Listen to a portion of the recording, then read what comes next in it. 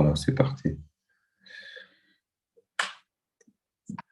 Alors, non, désolé pour le retard, hein, donc j'ai attrapé le Covid, donc j'arrivais même plus à parler. C'est pour ça que j'ai un peu j'ai retardé le début du cours.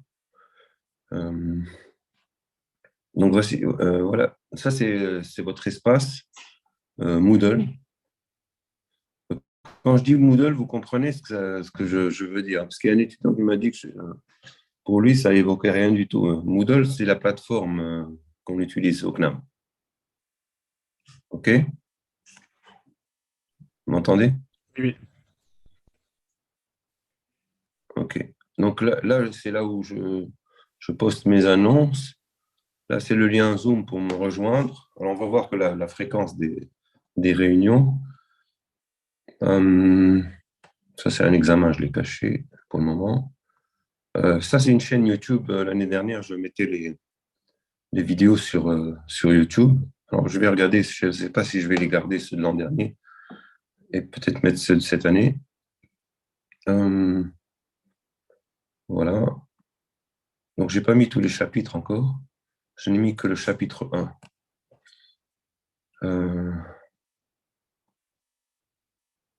Alors, le premier chapitre, c'est sur les tableaux statistiques.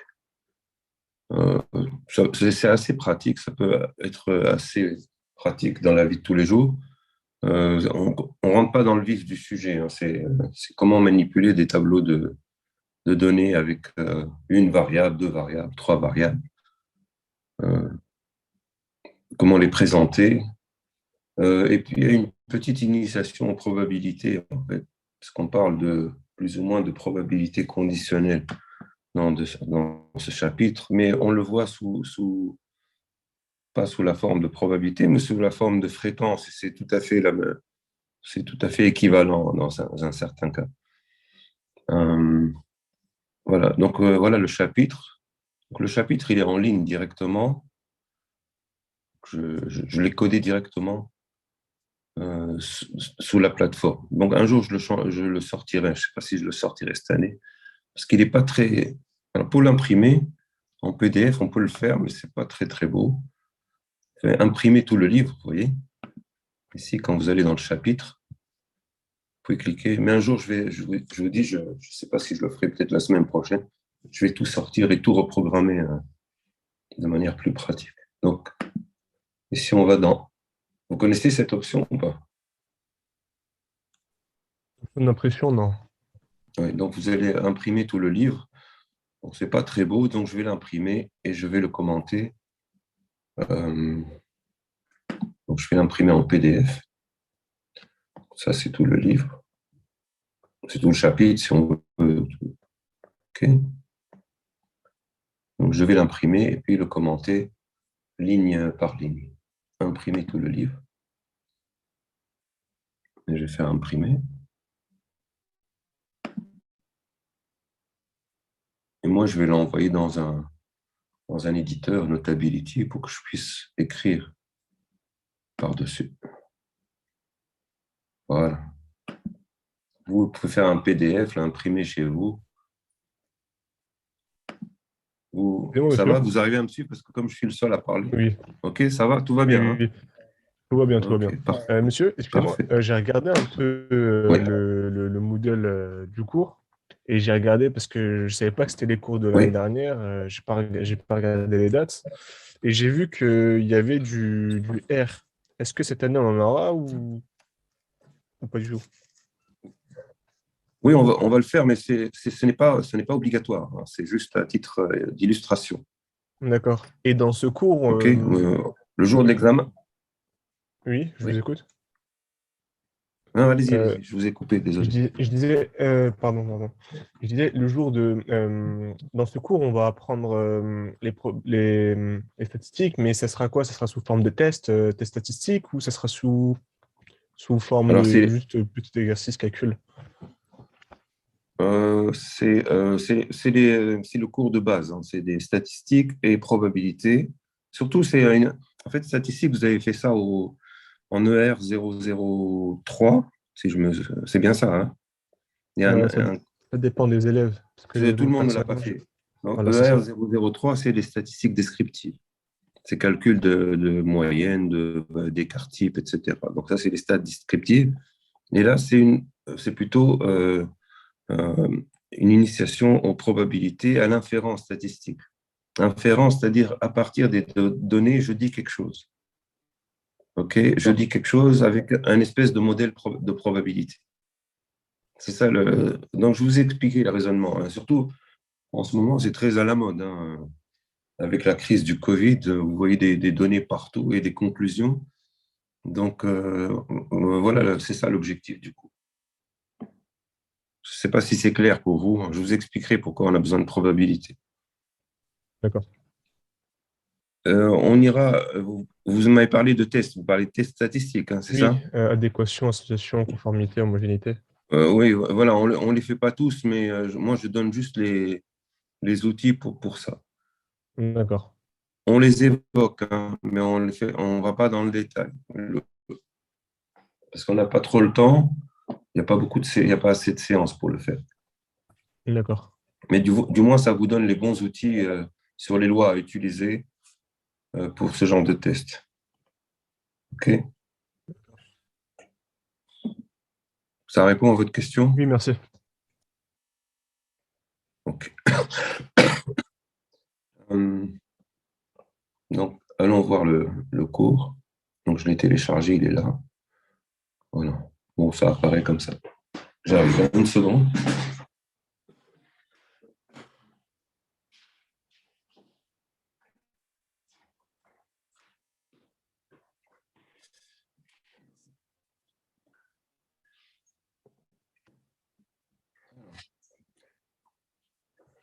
Chapitre 1. Je pense il me semble qu'il y avait 4 chapitres en tout et pour tout. Ben, je vais tous les mettre dimanche matin. Comme ça. Oui. Désolé, j'ai un problème avec mon stylo.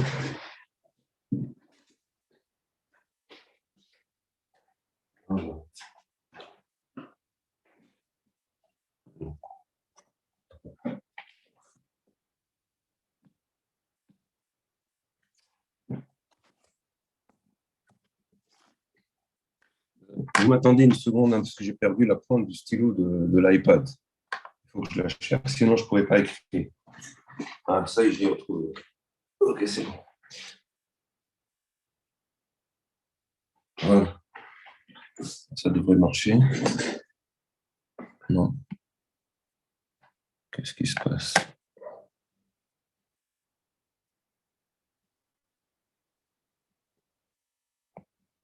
Voilà, ça marche. Bon, introduction.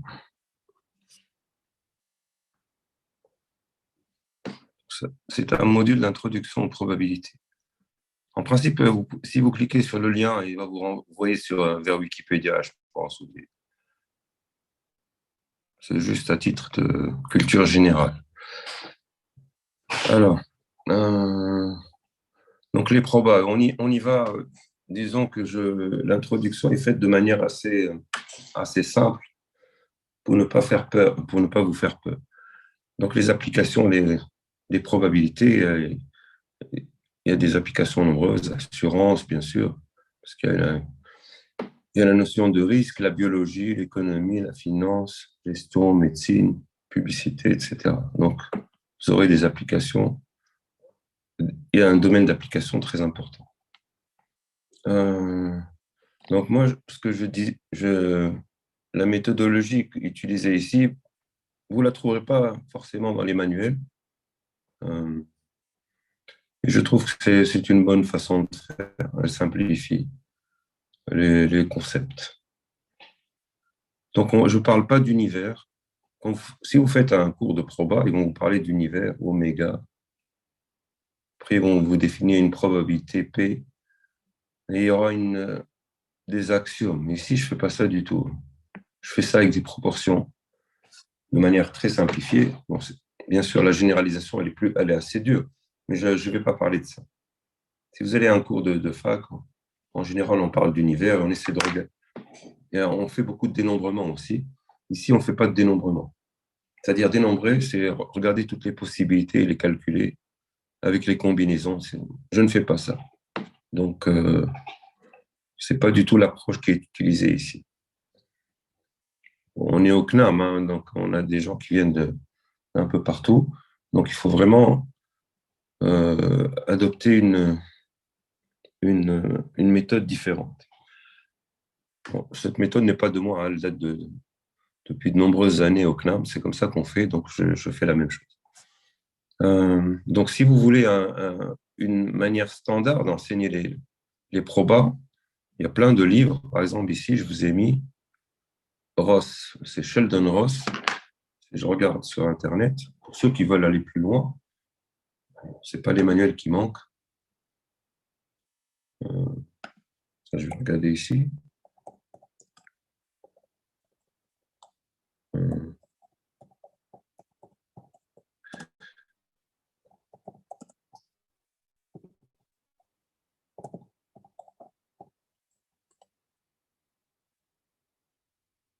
Il y en a plein, hein. Ce n'est pas les livres qui manquent. OK. Donc ça, c'est un site, il y a plein de bouquins.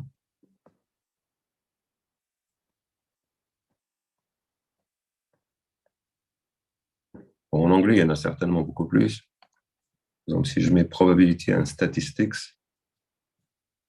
je vais aller peut-être sur Google Books, c'est mieux.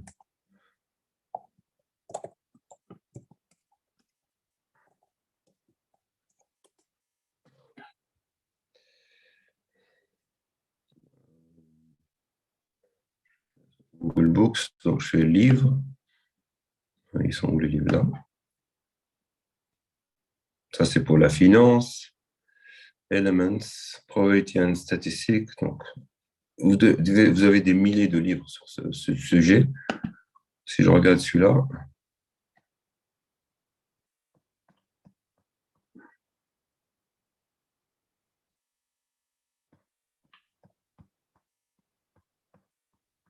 il fait des stats descriptives. Donc, ça, c'était le premier chapitre.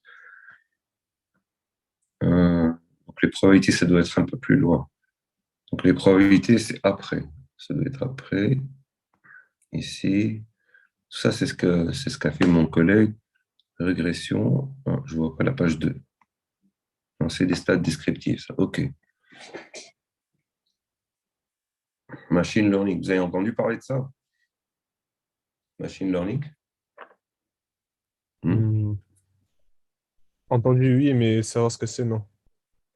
Quand vous faites une recherche sur Google, il y a du machine learning derrière, hein. Donc, vous commencez à rentrer en fait dans le domaine. Il faut faire les stats et des probas pour ça. OK.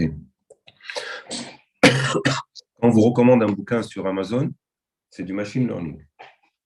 Il regarde ce que vous avez choisi, ce que font les autres. Il y a une espèce d'algorithme qui fonctionne comme ça avec du machine learning qui vous recommande un ouvrage ou un produit à acheter. D'accord? Bon. Donc, c'est pour ça que je vous demande de bien vous accrocher à ce cours. Ce n'est pas de la théorie, c'est des choses qui sont énormément appliquées partout. Donc, c'est pour ça que j'ai parlé là, je ne vais pas insister, de tous ces domaines d'application et surtout la science des données.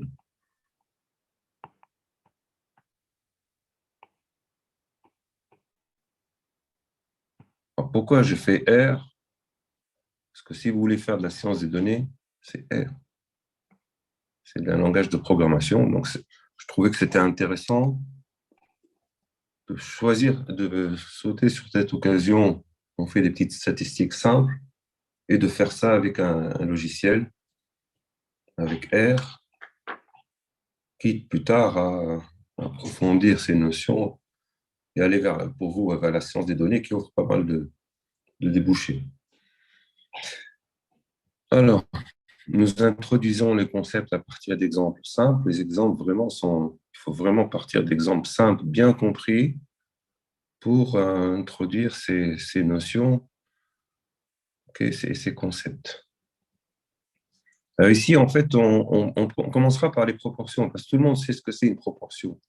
Proportion de femmes et, par exemple, 25%, ça, tout le monde comprend. Mais la probabilité que j'attrape le Covid est égale à 0,88, Ça, on a du mal à comprendre ce que ça signifie vraiment une probabilité. Ou la probabilité que je touche le jackpot à l'euro million, bon, on peut le voir comme une proportion aussi. Comment on peut le voir comme parmi tous les joueurs, c'est la proportion de ceux qui vont à la probabilité. C'est en gros, si je prends un grand nombre de joueurs, c'est la proportion de ceux qui gagnent toucheront le gros lot. Sur plusieurs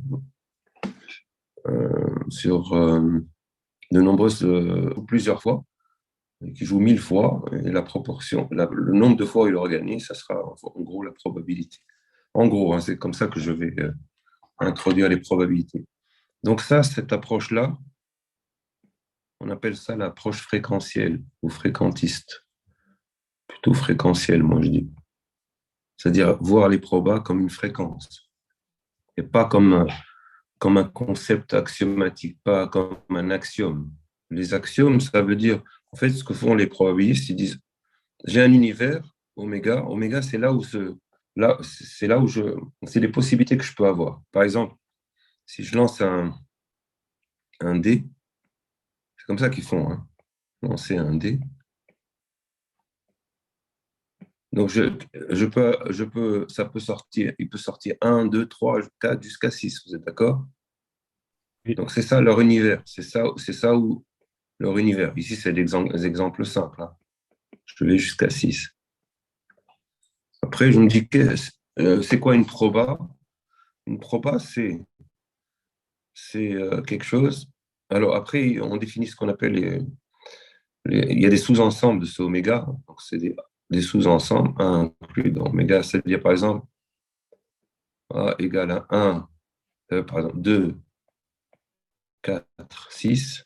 Ça, c'est un sous-ensemble. OK? C'est une partie, si vous voulez, c'est une partie de ce oméga. Après, on dit, c'est quoi une probabilité? Il faut qu'elle vérifie des axiomes. Un axiome 1, axiome 2. OK. Je pense qu'il y en a deux. Oui, deux, c'est bon. Et avec cette axiomatique, je me dis, une proba, ça doit vérifier ça. Un des axiomes, ça me dit que la somme des probabilités élémentaires de chaque événement, petit oméga, qui appartient à oméga, c'est égal à 1. Ça, c'est une des premières. Puis un deuxième axiome sur la probabilité de la réunion de deux ensembles. Donc, vous voyez, moi, je ne fais pas ça. Okay. Ça, vous trouverez ça dans les bouquins. Moi, je ne le fais pas. Je le fais avec des petites fréquences. Après, si vous voulez aller plus loin, faire de la finance poussée, là, certainement, il faudra un vrai cours de proba. OK? Vous êtes d'accord ou pas? Ah oui. Donc, allons-y. J'ai entendu une réponse, mais allô? Mademoiselle? Vous êtes d'accord? Non, non, je disais oui, je disais oui. OK.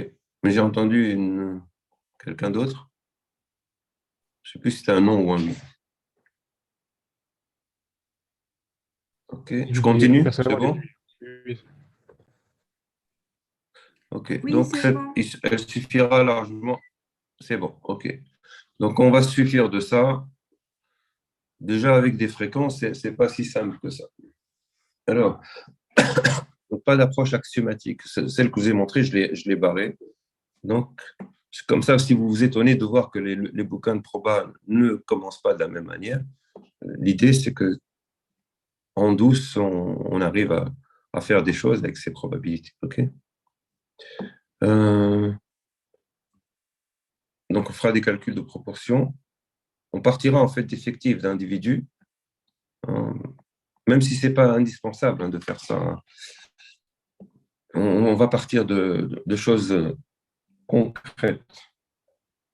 Bon, des fois, l'approche là, elle n'est pas tout à fait adaptable à d'autres situations plus complexes des probabilités. Hein. Mais ça nous suffira. Alors, nous, on fera des calculs avec R et RStudio. Je l'utiliserai devant vous aujourd'hui. Vous voyez la puissance de cet outil dans lequel je peux écrire du texte et faire des calculs de probabilité très, très sophistiqués et faire des graphiques à l'intérieur de mon document. C'est comme si vous aviez un Word dans lequel il a été intégré Excel, dans le même document. Vous faites tous les calculs, et vous faites du calcul avec Excel dans le document Word et vous écrivez vos conclusions. Donc, pourquoi R, c'est bien? Parce que si vous voulez aller vers la data science, science des données, vous avez vu mon Zoom tout à l'heure, quand je me suis connecté? Oui. Vous avez vu les petits trucs là, comme ça, les hexagones, là, avec plein de petits dessins. Vous avez pas vu ça? Ici.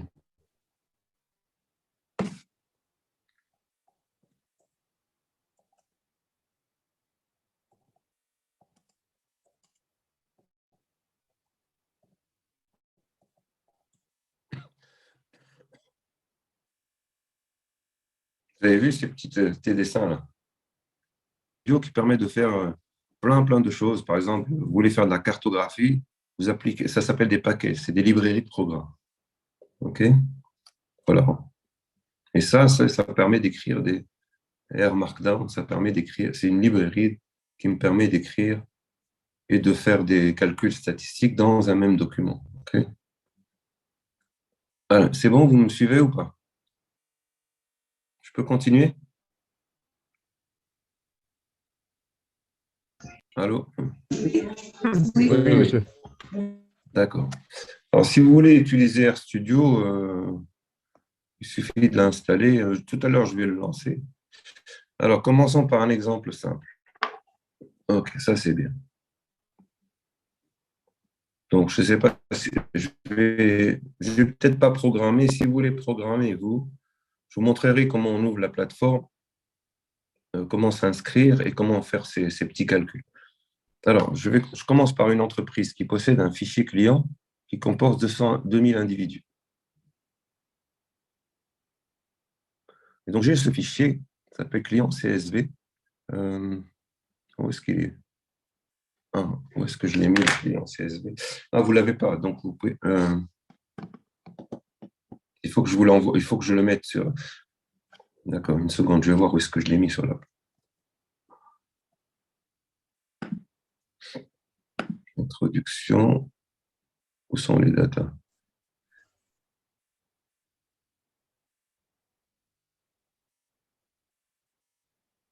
Il n'y a pas les données ici.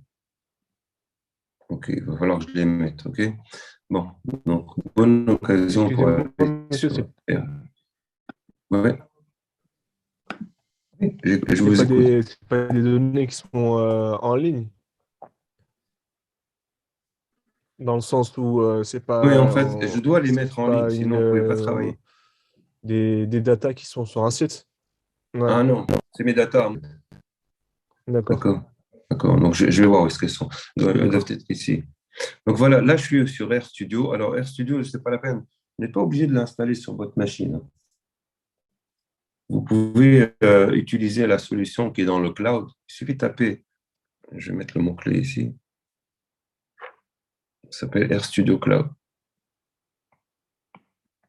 Comme ça, vous n'avez rien à installer. C'est plus simple, parce que sinon, pour installer RStudio, il faut mettre R et RStudio. Et après, moi, je trouve que c'est mieux dans le cloud, comme ça. Tous les programmes sont là-bas, on ne s'embête pas avec ça. Ok, ça m'embête un peu. Ok, donc là, quand je tape RStudio Cloud, moi j'ai déjà un compte. Vous devez créer un compte avec par exemple, avec votre compte Google. Comme ça, vous aurez un compte. Là, je vais le faire. C'est mon compte.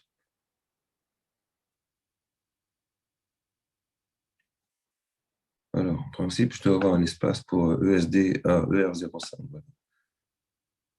Ça, c'est un examen. C'est embêtant, je n'ai pas les datas.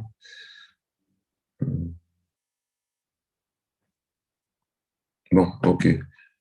Donc, je vais voir où sont passées ces datas. Quand j'ai importé, je pense que j'ai dû me tromper, je n'ai pas importé les dates. C'est pas grave. Hein. OK? Bon. Je reviens ici. Donc, je vous fournis les datas. OK?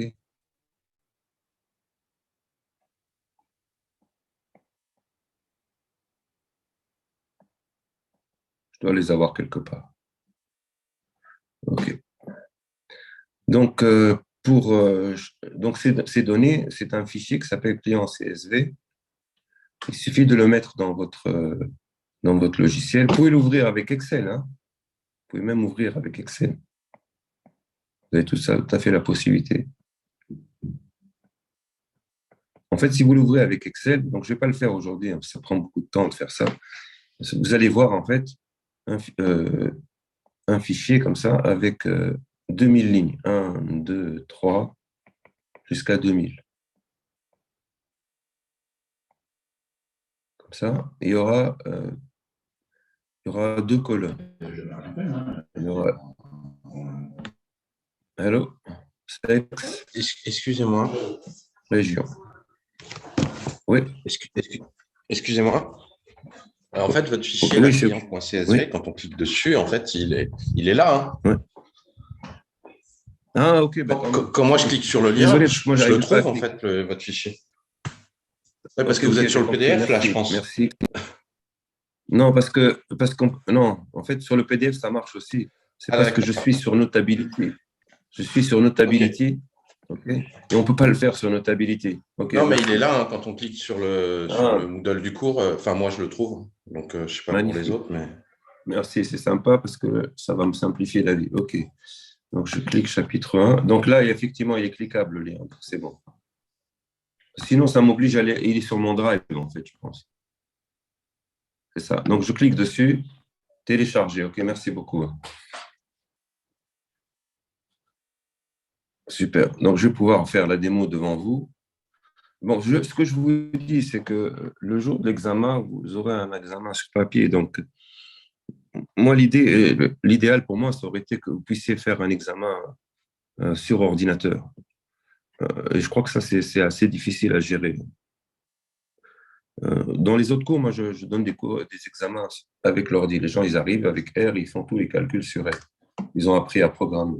En ER05, j'ai du mal à me décider à le faire parce que c'est pas simple à gérer. Parce que le jour de l'examen, vous ramenez tous vos portables et en salle, et voilà, il faut des prises, il faut des rallonges. Donc voilà, moi je ne peux pas le faire encore. Mais l'idéal, ça serait de tout faire, vous coder, vous sortez les graphiques et vous envoyez le rendu. Donc là, non, nous, on reste dans la méthode traditionnelle. Donc ce qu'on va faire ici, c'est qu'on va quand même, je vous montre une petite initiation. Après, si vous voulez le faire, vous le faites. Vous avez largement le temps. Il n'y a pas beaucoup de chapitres dans ce cours. Il y a en gros 4 chapitres. Il y a un autre chapitre sur la loi, sur des loi binomiales.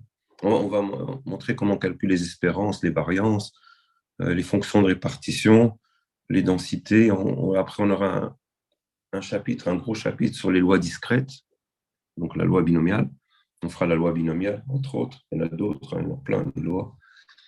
Et puis, un autre chapitre, un gros chapitre sur la loi normale et toutes les applications en inférence statistique.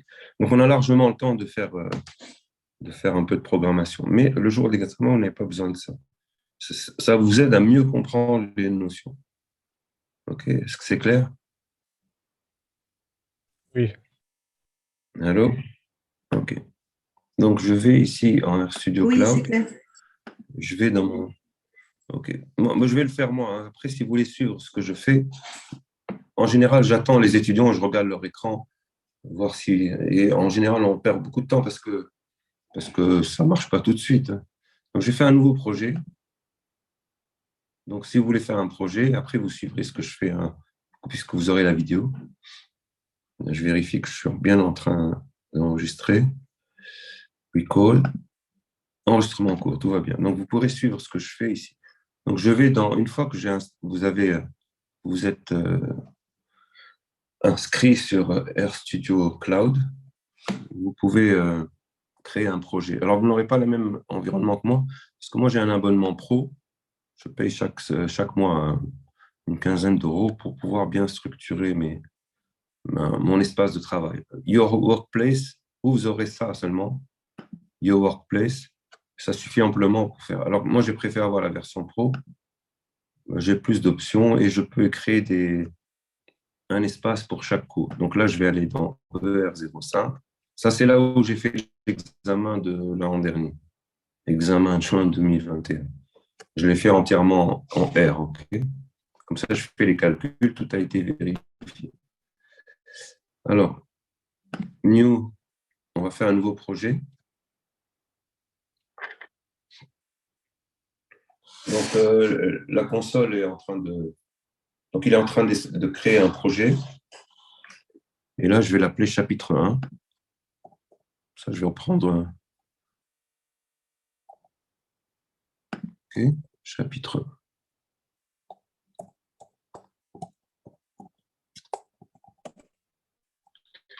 Voilà. Donc, au début, ça ressemble à rien du tout. C'est quoi ça? Ça s'appelle une console ici. Une console, c'est un endroit où je peux faire des petits calculs, mais vous n'en aurez pas vraiment l'utilisation. Est-ce que je suis bien ici? Pourquoi ça ne marche pas? J'ai un petit souci là. Je vais tricher un peu.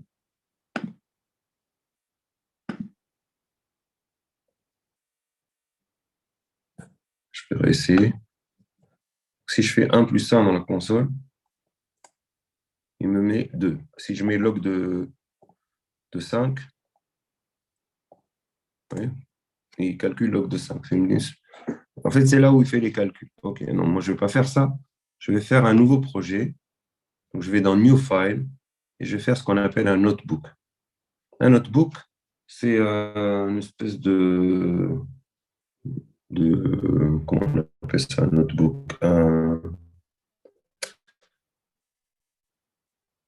Je n'ai pas le truc en tête. C'est pas un agenda, c'est un cahier. Voilà. C'est un cahier dans lequel je vais écrire.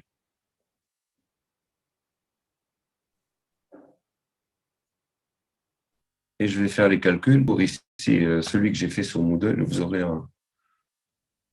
mes codes sources. Ici, c'est mieux. Et je vais faire tous les calculs à l'intérieur. Alors que là, dans Moodle, j'étais obligé de faire copier-coller à chaque fois que j'avais un graphique. Je faisais des allers-retours. OK.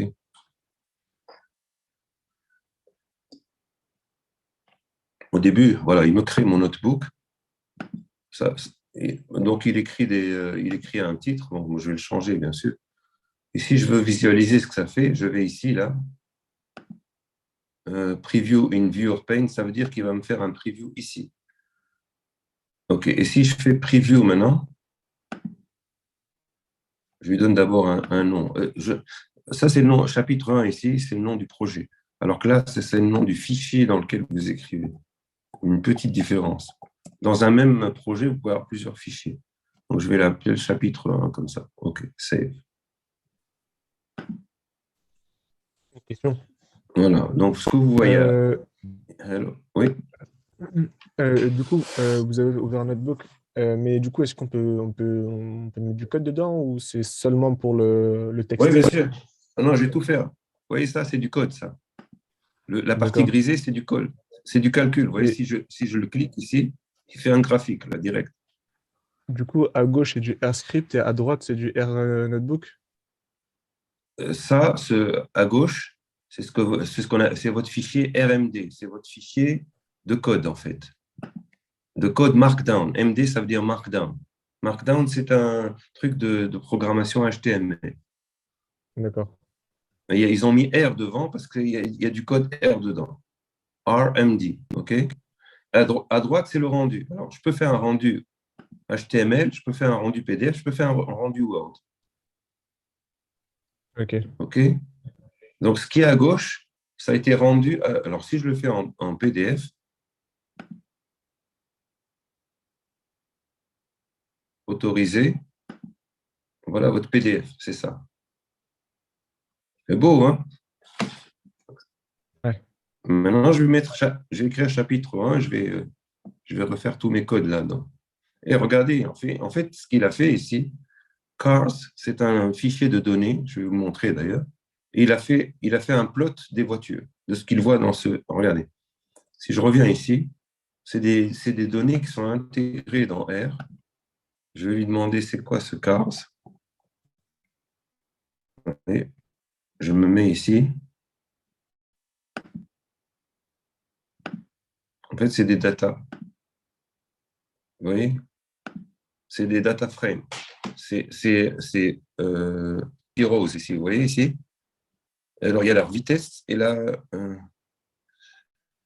distance, un truc comme ça. Non, ça. Hein? Speed dist. Distance parcourue, un truc comme ça. Je ne connais pas l'exemple, hein, donc je ne sais pas. C'est clair. Donc, ces datas-là, la ligne en dessous, je dis, fais-moi un graphique des voitures. Boum, il sort ça. Et la force de ce truc-là, c'est que vous pouvez dire, va me chercher des datas qui sont sur Internet et fais-moi un graphique. Hop, il le fait.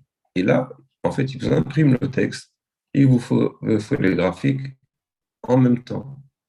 Vous n'avez pas besoin de copier, de coller, de ramener plein de choses de partout. Vous pouvez tout faire dans cet environnement. Je ne sais pas si c'est clair pour vous. Et du coup, le graphique là, le plot qu'on a, c'est la distribution vitesse et distance, c'est ça? Oui, c'est ça, c'est on appelle ça un scatter plot. C'est un nuage de points. D'accord. Il a mis la première variable. En fait, il y a plein d'options dans plot. Hein. Je vous montrerai. Hein. Par exemple, si vous voulez savoir qu'est-ce que c'est que ce plot, vous mettez un point d'interrogation, vous mettez plot. Et lui, si vous cliquez ici, il va vous mettre le help. Let help. Vous voyez help? Ouais. Je vais aller ici, plot. Voilà, générique. Donc, vous cliquez ici. Il vous explique comment on fait plot. Okay, avec toutes les options que vous pouvez mettre. Hein. Au lieu de mettre les ronds, vous pouvez mettre autre chose. Après, bon, ça, c'est des graphiques des premiers graphiques. Après, si vous voulez des graphiques plus sophistiqués, sur R, il y a de quoi faire. Hein. Vous pouvez, si je vais ici sur il y a ce qu'on appelle des liquides. Il y a une librairie qui s'appelle ggplot, et là, ça vous fait des graphiques. Comme ça. Vous voyez, ça, là, vous pouvez faire de très, très belles choses avec. Okay. Donc, juste, voilà l'esprit. Je récupère des datas et même les calculs de programme, on va les faire là-dedans. OK? Est-ce que c'est clair? Oui. Donc, je vais mettre ici chapitre 1. Je vais changer le nom. Je vais mettre chapitre 1. Vous allez voir que le nom du chapitre va. Là, je reviens en HTML. Voilà. Bon, regardez ce qu'il est sorti à droite. Hein, vous voyez? C'est beau hein, comment il sort le. Voilà. Donc, ça, voilà, ça s'appelle chapitre 1 maintenant. Cliquez, il va vers R Markdown. Par contre, je ne peux pas le cliquer directement ici dans la console parce qu'il y a des restrictions. Ce qu'il faut faire, c'est le faire dans une autre fenêtre. Regarde, Preview in Window. Là, non plus, vous ne pouvez pas cliquer. Tac, vous cliquez, ça ne marche pas. Vous dites, ah, c'est pas bon. Non, en fait, c'est bon. Ce qu'il y a, c'est qu'il faut écrire il faut appuyer ici, Open in Browser. Comme ça, il ouvre directement dans votre navigateur. Et là, si vous cliquez, ça va marcher. Ce lien, en fait, il va vous renvoyer vers R Markdown. On vous explique comment on utilise R Markdown. C'est clair? Vous pouvez faire. Et le lien, en fait, il était là. Il était là. Vous voyez, pour faire un lien, voilà comment il a fait. Il a écrit le nom qu'il voulait écrire et il a mis le lien HTML. OK? Donc, je vais effacer. Maintenant, de toute façon, vous le retrouverez. OK. Donc, je vais effacer ça. Je vais recompiler.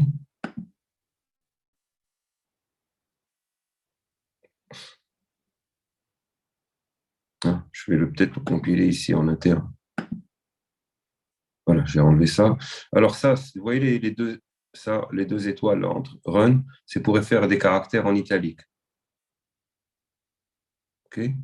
Si vous mettez deux étoiles de part et d'autre, ça va vous donner en gras. Bon, après, allez voir, si vous voulez vous perfectionner dans ce langage. Il y a même des journalistes qui utilisent ça pour écrire leur chronique, où il y a des gens qui sont des journalistes en économie. En fait, ils font tous leurs calculs ici, ils envoient ça sur le web directement. OK. Non. Regardez, si je fais ça, il va sortir en gras. Là. Run, vous voyez? Hop.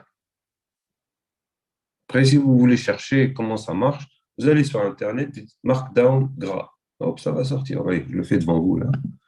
Dites que comment je fais gras en Markdown. Alors, en anglais, c'est bold. On peut mettre gras, hein, je pense que c'est quelque Markdown. Cherche. Écrire en gras en italique est particulièrement facile avec Markdown. Il suffit d'utiliser les étoiles, appelées aussi astérisque. Pour écrire en italique, insérez tout simplement une étoile devant et derrière. Pour le gras, insérez deux étoiles avant et après. OK? Vous me suivez? Allô? Oui. Bon, donc je vais enlever maintenant. Je vais enlever ça et Alors, ce que vous voyez en gris ici, ça s'appelle un chunk. C'est là où on fait les calculs. Par exemple, je vais enlever tout ce qu'il a fait, lui. Attention, ne touchez pas à ça. Alors, je vais l'effacer. Je vais tout effacer. Je vais vous montrer comment on met un chunk. Il suffit d'aller dans Code, Insert Code, ou bien utiliser les raccourcis ici. Vous voyez les raccourcis? En tapant I, là. Contrôle, pomme I, ou bien Alt, Contrôle I. Donc, quand je fais Insert Chunk, voilà, il m'insère un truc où je peux faire les calculs. Je vais refaire le fameux 1 plus 1. Mince. Il est encore déboîté. Je ne sais pas pourquoi.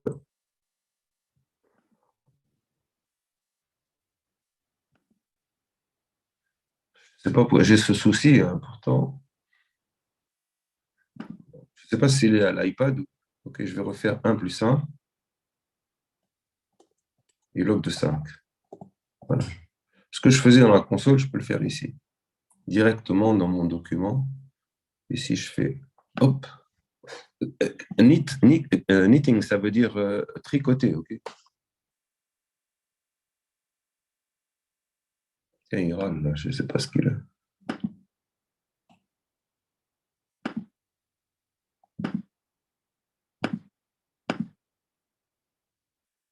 Voilà. Il m'a calculé 1 plus 1, il m'a calculé log de 5. Bon, c'est pas ce qu'on veut faire. Nous, on veut importer le fichier, comment il s'appelait? Client, hein, c'est ça? Hello? Oui, oui. Oui. Donc, ce que je vais faire, c'est que je vais le mettre dans mon environnement. Comme ça, il y aura les clients et après, je vais pouvoir travailler sur ce fichier. Ça vous va?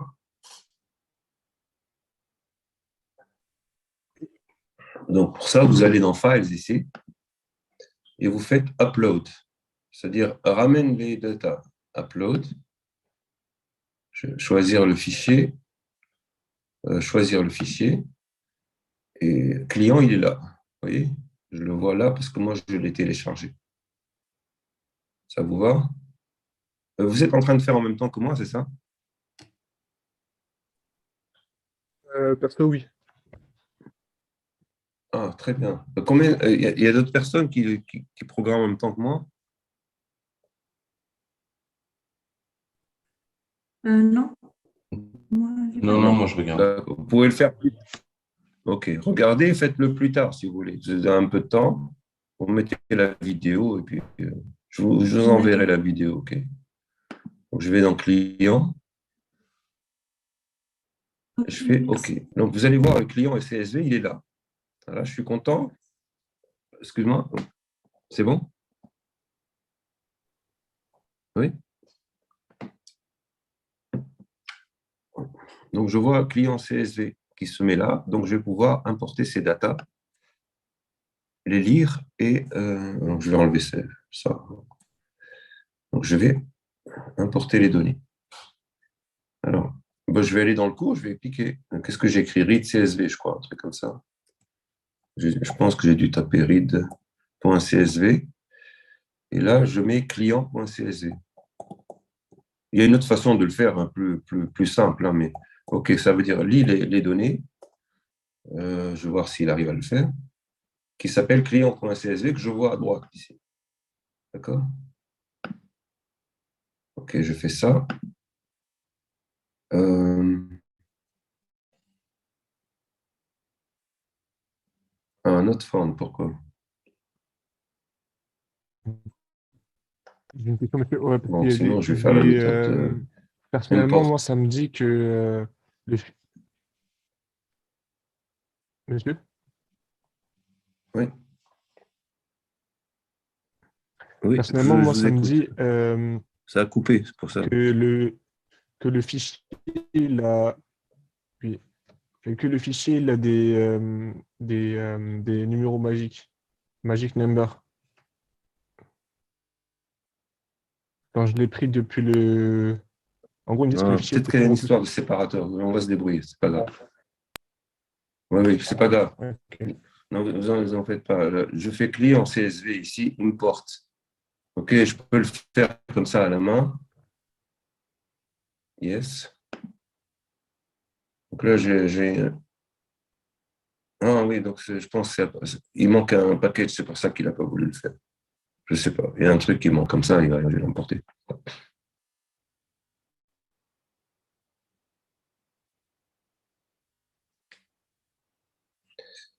Voilà. Donc là, il le voit bien. Il voit bien femme, sud, machin.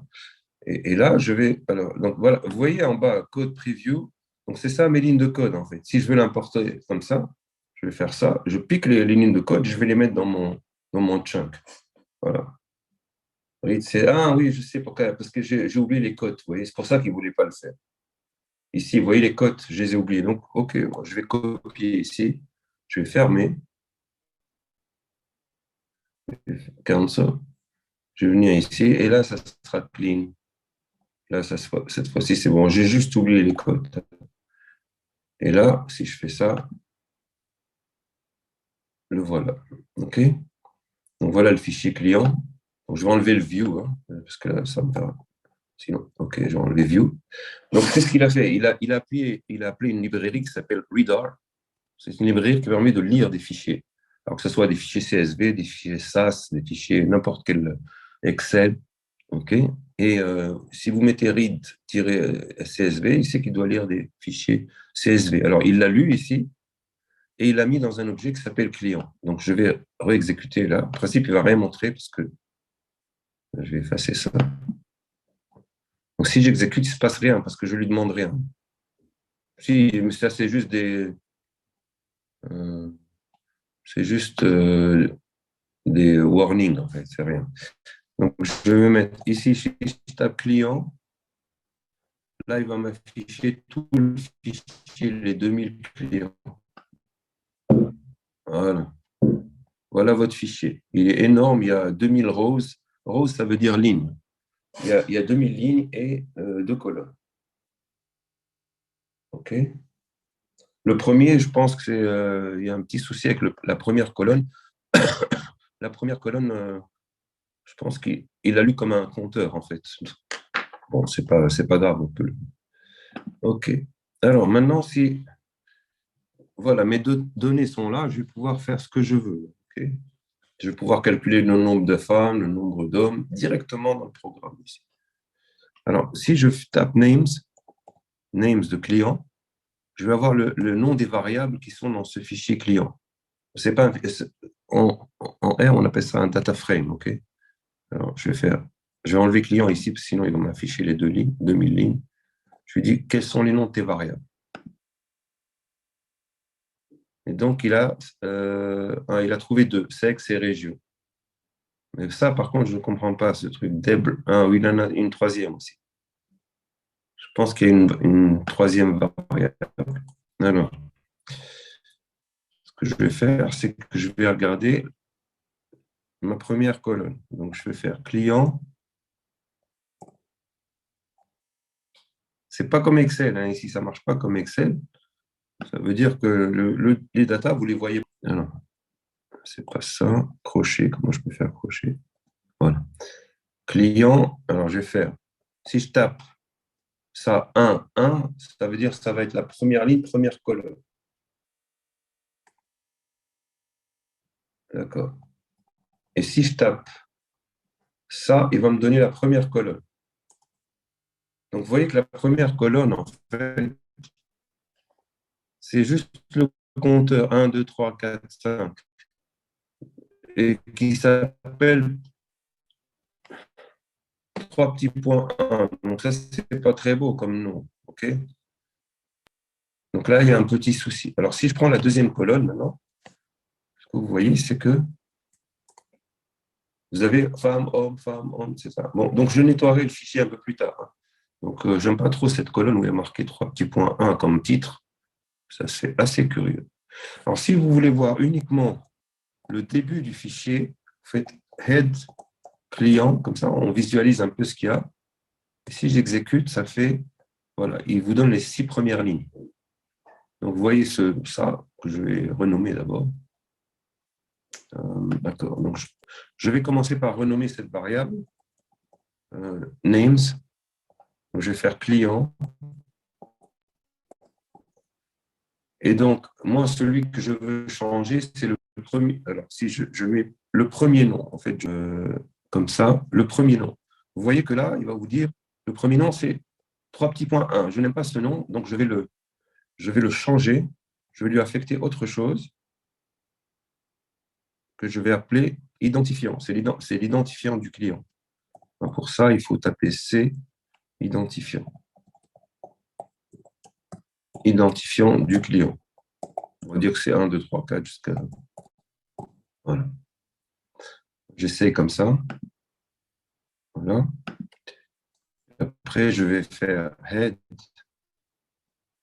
de client en dessous. Je vais voir si tout est propre et tous les noms sont bien. Alors, je vais enlever ça, je n'ai pas besoin. Je vais enlever les noms. Et enfin, oh, il ne l'a pas changé. Pourquoi?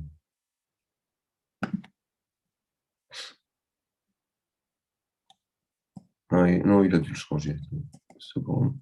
J'exécute là. Contrôle entrée.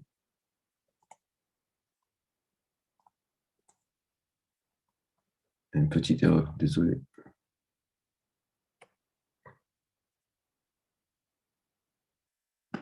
Bon. Je vais sortir et rentrer.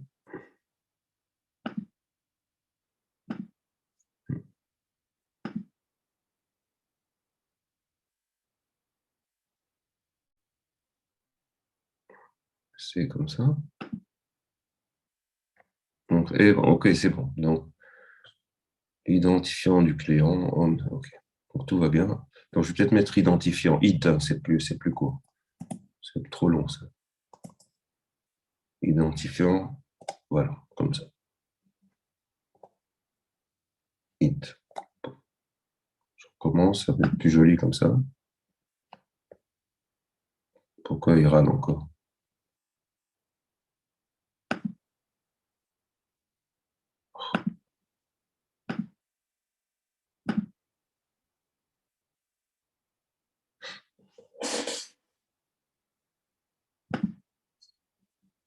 Voilà. Ok. Bon, revenons au cours maintenant. C'est juste une petite introduction. Comment vous pouvez activer R prêt. Ok.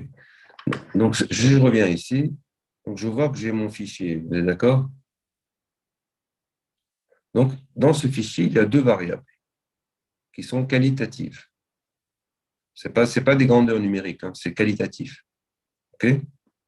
Vous me suivez? Allô? Je ne suis pas tout seul, hein, j'espère. Oui. Allô? Vous m'entendez? Non. C'est bon, hein, je ne suis Non. pas tout seul. C'est juste qu'il y a des bugs. Donc, oui, on vous entend, OK, mais il y a des c'est décalages en fait. région. Ah, c'est ma connexion ou c'est quoi? Oui, Le c'est dû à la son n'est connexion. pas bon, c'est ça? C'est la mienne ou la Non, vôtre? le son est bon, mais c'est juste, il y a de la latence en fait. Ah, il y a de la latence. Non, ça va. Ah, ok, bizarre. Alors, donc, vous voyez que vous avez deux variables et donc deux variables, sexe et région. Vous voyez ça. Alors, comptons le nombre de femmes et le nombre d'hommes dans le fichier. OK. Donc, pour ça, il suffit que je tape table. Table, c'est pour faire un tableau. DF, c'est parce que c'est le nom du fichier, hein, data file. Je l'ai appelé DF, c'est pour ça. Tapez comme ça, DF, ça c'est le fichier de données. Quand vous faites $sexe, en fait, il vous sort la variable sexe. C'est-à-dire, en fait, il se concentre uniquement sur cette colonne-là. OK? Quand vous tapez ça, il vous dit, j'ai trouvé parmi les 2000, 750 hommes, 750 femmes et 1250 hommes. Alors, il fait par ordre alphabétique, hein, ici. Donc, c'est ce qu'on a trouvé. Alors, on peut résumer cette information dans ce tableau. Donc, je vais mettre effectif. La première modalité, ça, on appelle ça une modalité. Donc, sexe, on appelle ça une variable. On appelle ça variable. Les modalités de cette variable, j'en ai deux. Femme, homme. OK? Voilà le langage. Hein. Variable, modalité. Vous connaissiez ou pas? Oui. Allô? Ben, Ça va, on ait un langage commun. Et ça s'appelle un effectif. Le nombre, hein, c'est un effectif. En anglais, ils disent frequency. C'est des faux amis, en fait, c'est pas fréquence. Nous, en français, on dit effectif, en anglais, c'est frequency. Okay? Frequency, c'est un nombre, en fait, en anglais. C'est effectif. Donc voilà mon premier tableau. Après, je me dis, pourquoi ne pas avoir au lieu d'avoir des effectifs, j'aimerais bien avoir des proportions. Donc c'est tout simple, en fait. Là, je vous donne les lignes de code R. Si vous tapez, donc le tableau que vous avez tout à l'heure, qui s'appelle table, celui-ci, qui est sorti là, vous le mettez dans un objet. Ça, c'est une affectation. Hein. C'est la même chose que égal, en fait. Cet objet est égal à myTable, c'est un nouveau nom que je mets, et il y a cet objet dedans. OK? Ça, c'est une affectation. C'est la même chose que. C'est comme égal. Hein. OK. Donc, si vous tapez cette fonction-là, propTable, de cet objet, il va vous sortir le tableau, non plus en effectif. OK? Là, il y a une petite erreur. Ce n'est pas effectif, ça, c'est proportion. Une petite erreur de frappe. Hein, je vais la corriger. Donc, il vous trouve ça, propre, comme proportion. Donc, il trouve 0,375 et 0,625. Donc, c'est simple. En fait, il suffit de faire 750 divisé par 2000. Ça fait bien 0.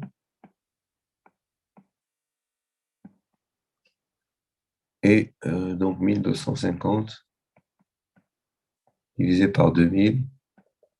Ça fait le reste, ça fait 0,625. Et d'ailleurs, il faut vérifier quand même que la somme des deux, ça fait bien 1. Donc, on a bien la somme des deux proportions.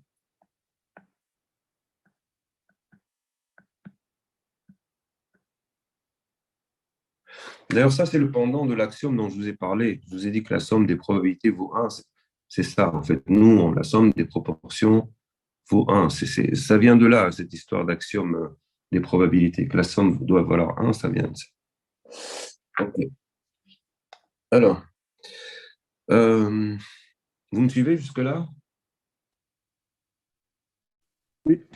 Oui. OK. Alors, on peut dire aussi, on trouve 37,5% de femmes. Ça, c'est bon aussi. Et 62,5% d'hommes. Ça, c'est un bon vocabulaire aussi. Tout le monde comprend ça. Soit vous dites 0,375, la proportion est 2, 0,375 et 0,625, ou bien de 37,5% et 62,5%. Okay, c'est rapporté 100, ça veut dire quoi cette phrase-là? Ça veut dire si j'avais 100 individus, j'en aurais 37,5 qui sont de ce type-là. C'est ça, c'est rapporté à 100. OK. Donc voilà un autre tableau. Donc vous voyez que soit vous pouvez, cette information qui est contenue dans ce tableau-ci, et ce tableau, c'est presque la même. Sauf qu'il faut rajouter que si celui-là, il contient moins d'informations que celui. Vous pouvez passer de là à là en faisant les divisions. Par contre, vous ne pouvez pas aller de là à là parce qu'il vous manque l'effectif. Par contre, si vous avez celui-ci plus effectif, qui sont les 2000, vous retrouvez celui de dessus. OK? Voilà. Donc, je vais nettoyer un peu tout ce que j'ai écrit. Hein. Une petite remarque, sinon, hop, on n'y voit plus rien. Supprimer.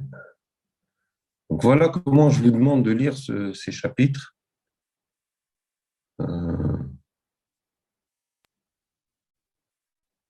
Il faut prendre un bout de papier et à chaque phrase, il faut comprendre comment je passe de l'une à l'autre. Pour le moment, c'est facile. Après, ça risque de se compliquer et on ne comprend plus rien. Donc, j'efface. Supprimer.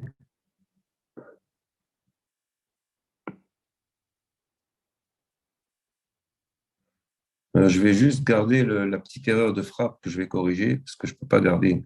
Donc là, on a dit que ce n'est pas effectif, c'est proportion. OK? Il y a une petite coquille ici. Voilà. Sinon, tout va bien. Donc, ce que j'ai dit, c'est que ce tableau qui est au-dessus, celui-ci, et l'info contenue dans ce tableau, c'est presque la même, sauf qu'il faut rajouter l'effectif pour pouvoir passer, pour qu'il y ait équivalence entre les deux. Alors maintenant, allons-y, on introduit quelques notations. Comme ça, on va généraliser un peu notre façon de raisonner. Comme ça, je touche un peu aux probabilités. Alors, on va mettre la lettre T. Je n'ai pas envie de dire univers et tout, donc je vais mettre T désigne l'ensemble total des individus.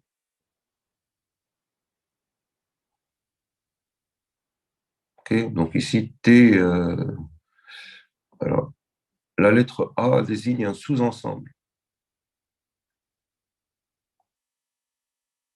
Ici, T, c'est mes 2000 individus. En fait, okay, si vous regardez l'ensemble total des individus, c'est mes 2000 individus.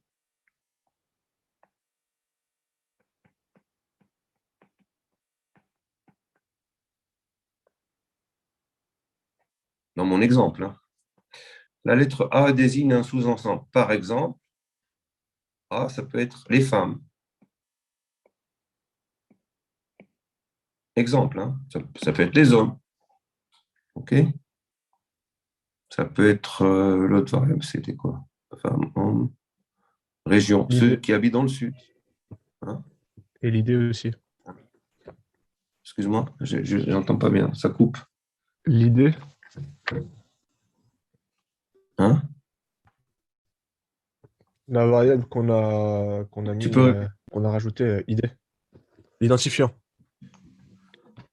Ah, non, celui-là, c'est... En fait, je devrais l'enlever, c'est mieux. Disons, ce que je veux dire ici, c'est que, OK, j'utilise des lettres pour que je puisse généraliser ce que je raconte. Donc, ce qu'on voit ici, c'est que Si T, par exemple, c'est le nombre de... T, c'est toutes les personnes. C'est les 2000 individus. Et A, c'est un sous-ensemble de ces individus. Par exemple, uniquement les femmes. OK? Repéré par une variable, je comprends bien. Mais ça veut dire un sous-ensemble. Ça peut être aussi les femmes qui habitent dans le sud. Hein. A, c'est pas forcément... Ça peut être, par exemple, A, ça pourrait être les femmes du sud.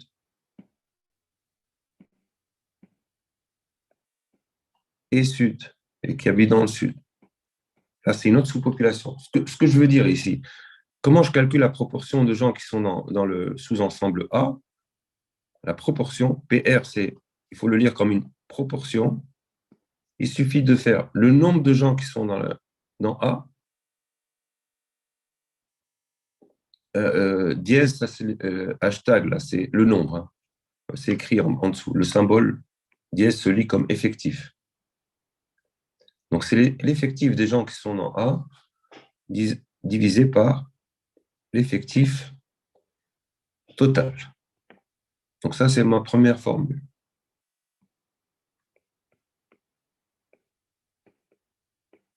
Ça vient de la discussion du dessus. Hein. Par exemple, si A, c'est les femmes, c'est les femmes, sous-ensemble des femmes, alors la proportion de femmes, c'est le nombre de femmes divisé par le nombre total. C'est comme ça que je fais. Et donc, c'est le nombre de femmes, il y en avait combien? 750. 750 divisé par 2000. Ça fait 0,364. Voilà, ça me permet d'introduire cette notion de proportion qui, par la suite, on l'appellera probabilité. Voilà.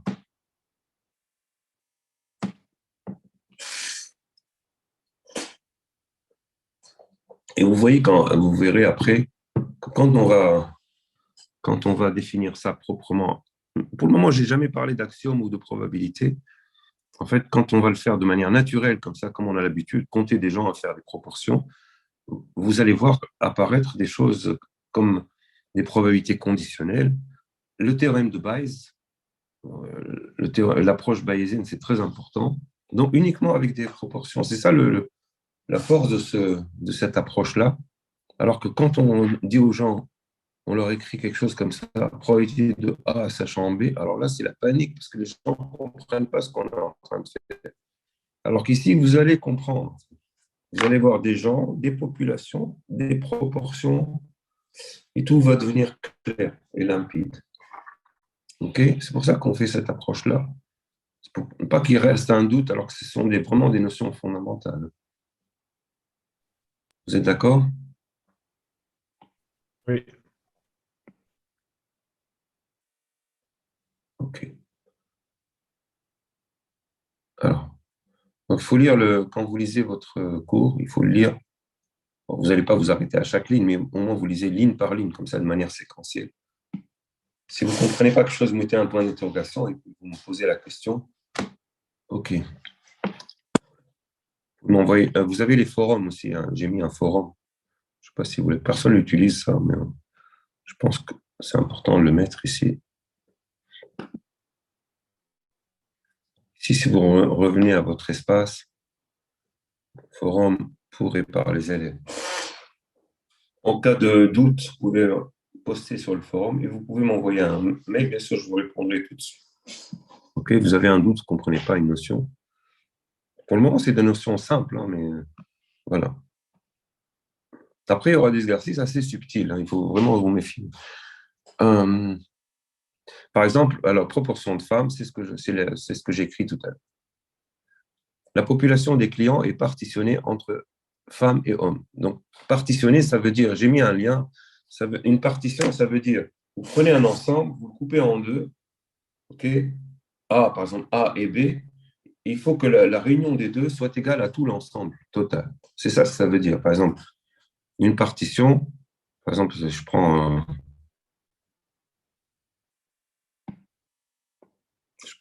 pardon, c'est pas ça.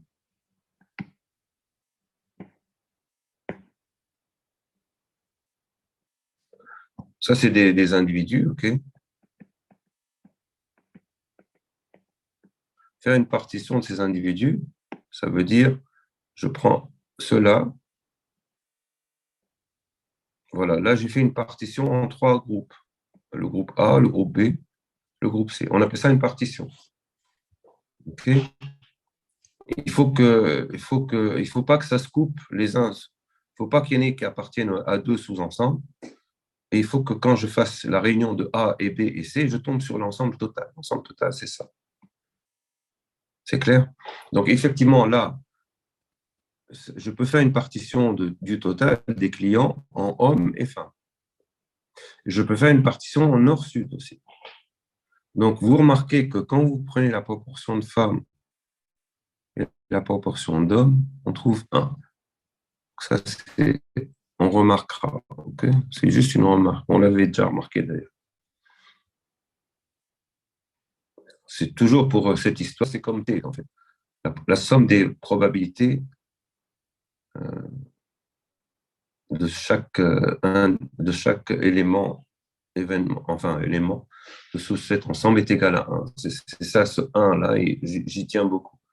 Il faut que quand vous ayez une partition, c'est-à-dire quand vous avez un tableau ici, le total soit égal à 1, parce que vous avez partitionné en homme-femme. Après, ici, ça va sauter après, je vous expliquerai quand on fera du conditionnel.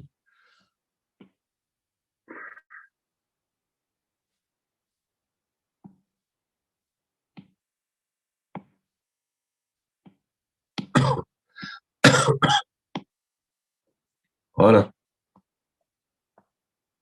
Bon, je vais effacer. Je pense que c'est bon, on a bien avancé. Toujours dans notre cours, on continue. Ça ne sert à rien, cet espace-là.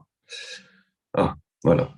Maintenant, je vous explique comment je saute des proportions aux probabilités. Proportion versus probabilité. Donc, voilà. Ça, c'est un peu... Une fois que, regardez, ici, il faut encore avaler la pilule ici. Vous voyez, cette pilule-là, bon, si vous ne le comprenez pas, ce n'est pas si méchant. Mais ici, à partir de ce moment-là, on ne va plus parler de proportion, on parlera de probabilité. Le PR, on le verra comme probabilité. Il y a des petits exercices voilà, à faire. Intersection, union, machin. Voilà. On fait tous les probas. Vous voyez la réunion ici. Proba de manière... Ah, voilà une formule de probabilité. On y est arrivé avec les proportions, en fait. Arc de probabilité, ça c'est sympa aussi. Il y a une façon de les écrire avec R, en fait. Ça. Faire ces beaux nœuds comme ça. Voilà un bel arbre aussi. Nous, on fera à la main, hein. Client, machin. Il y aura quelques... Ça aussi. Ça s'appelle la formule des probabilités totales, celle-là. Voilà. Ça, c'est les probas conditionnels. Voilà, on va tout faire. Ça, c'est le théorème ça, c'est la formule de Bayes. Elle va arriver uniquement avec les proportions. Si vous tapez sur Internet formule de Bayes, vous allez la retrouver. Mais là, je vous l'ai expliqué avec des nombres, en fait, avec juste le fichier.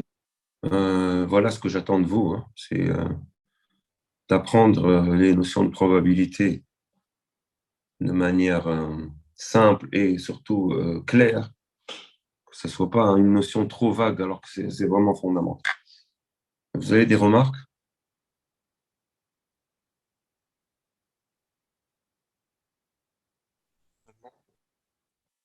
Allô? Allô, allô? Moi, ça va.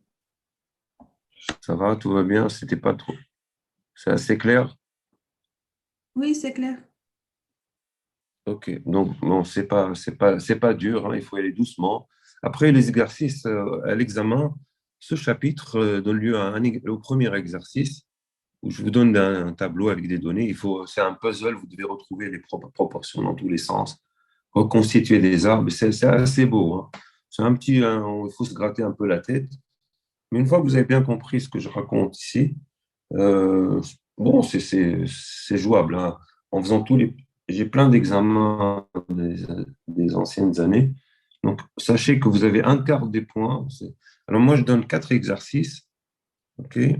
Il y a 5 points par exercice. Et en général, il y a 5 questions. Ce n'est pas toujours le cas, mais en général, c'est un point par question. Donc, en général, sur celui-ci, je donne 2 questions. Chacune vaut 2 points et demi. Donc, l'exercice 1, c'est sur ce chapitre-là. L'exercice 2 sera sur le deuxième chapitre, etc. OK? Ça va? Tout va bien? Vous êtes rassurés? Parfait. OK. Donc, Ok, je merci. vous laisse parce que je vais avoir un autre. Ah, Merci excusez-moi, beaucoup. moi, Et j'ai, puis, moi, à moi, la j'ai, semaine prochaine.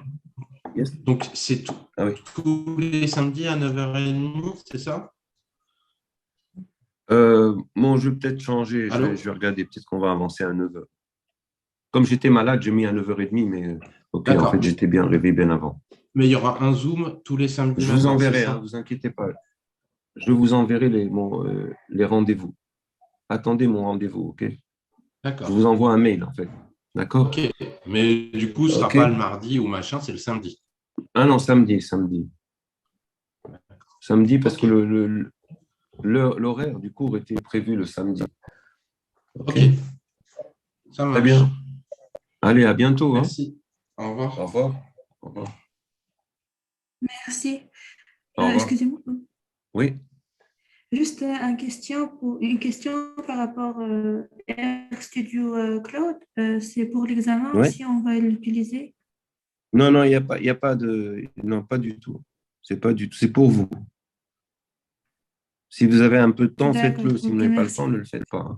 Si vous avez un peu bah, c'est bien, ça se met sur un CV, c'est tout, mais je vous demande pas de le faire. Il n'y a aucune obligation. On peut tout comprendre sans RStudio Cloud. D'accord, Ça ok, va? merci beaucoup. OK. Au revoir. Bon Merci. week-end. Merci. Merci à vous. Au revoir.